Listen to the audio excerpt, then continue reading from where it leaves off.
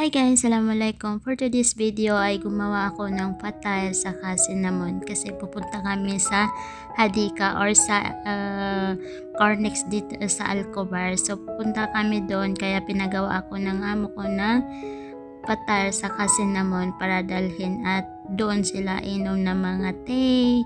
Kasi taglamig na ngayon dito sa amin sa Damam kaya palagi na naman ngayon sa labas kasi pag malamig maganda yung simoy ng hangin tapos malamig. Ano guys, nakikita niyo yung nakikita ko na parang bato-bato. Nung bago pa lang ako dito sa mga amo ko, grabe hangang-hanga ako kasi sabi ko grabe naman to, nakalaki na bato. Pero hindi pala yung bato guys kasi ginawa lang pala. Tapos sa loob na yan may mga tao tapos mga tindahan daw, yun ang sabi ng amo ko. Hindi ko lang alam, hindi ko lang sure, pero may mga parang mga opisina daw yan, parang may mga tindahan ganon. So ayan guys, dumating na kami sa Alcobar. Dito sa Alcobar guys, parang mas gusto ko yung mga ano dito kasi matataas yung mga building, saka parang Riyadh din siya pero mas maliit lang to. Malaki naman yung Riyadh pero maganda yung Alcobar kaysa Damam, kaya lagi yung mga amo ko lagi sila nagapunta dito kasi may mga mall din na malalaki tapos may mga malalaking hotel matataas. Sa Damam kasi hindi naman as in malalaki yung mga mall, saka hindi din malalaki yung mga building, mas malalaki pa rin yung sa Alcobar. So ayan, dumating na kami sa Cornex kasi dyan kami pupunta sa Cornex sa Hadika. Tapos may mga palaruan ng mga bata. So naghahanap na yung amo ko ng parkingan kasi as in punong-puno na naman kasi weekend ngayon kaya maraming tao. So naghahanap, nalayuan kami kakahanap ng kasi walang maparkingan. May mahanap naman kami, ayaw ng mga amo ko.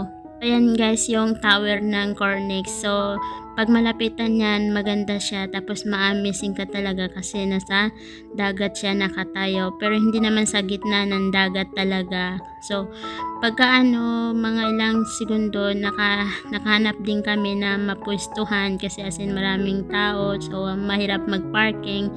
So ayan, nagkaroon na kami ng mapwestuhan, tapos pumunta na ako agad sa dagat, sa gilid. So malit pa yung tubig.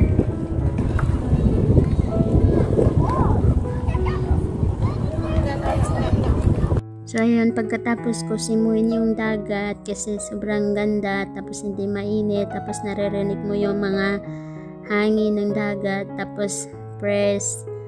Nakaka-relax yung mga ganito. Tapos kaya minsan gusto ko taglamig kasi nakakapunta kami dito pag tag-init naman na. Hindi ka wag na umasa na makapunta kasi sobrang init. So ayan guys, so napakaraming tao. Tapos yung mga alaga ko nagalaro na din. Pero hindi ako nagabantay sa kanila kasi malalaki naman. So hindi na kailangan nabantayan sila. So ayan, ako mag-isa kaya palibot-libot lang ako dito sa may kasi wala naman akong gagawin. So ayan, inaano ko yung mga hangin, patingin-tingin, ganon yung mga ginagawa ko kasi wala din naman ako babantayan. So naga-video-video na lang ako ng sarili ko kasi wala naman naga-video sa akin. So ayan, medyo tumataas na yung tubig, tapos may mga naga-nungkit na din ng mga iwan ko lang kung may nakukuha sila kasi wala naman ako nakikita na may nakukuha sila, pero hindi ko lang nakikita, ewan ko lang. Ayan, naisipan ko magpicture pero hindi ko pala alam video pala yung naklik ko, tapos muntik ko na mabangga yung babae na dumaan kasi hindi ko nakikita. Tapos nung ko na video pala, kinuha ko na lang yung cellphone ko kasi nahiya tuloy ako.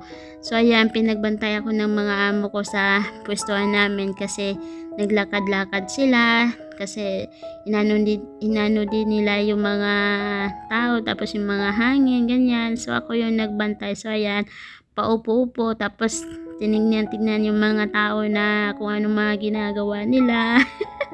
So ayan guys, ang bilis maggabi kasi as in madilim na naman, tapos gabi na kasi sobra alas 6 na yan, magsi 7 na. So yun guys, thank you pala sa lahat ng naganood sa aking mga video.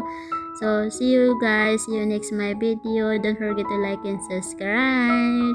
Bye!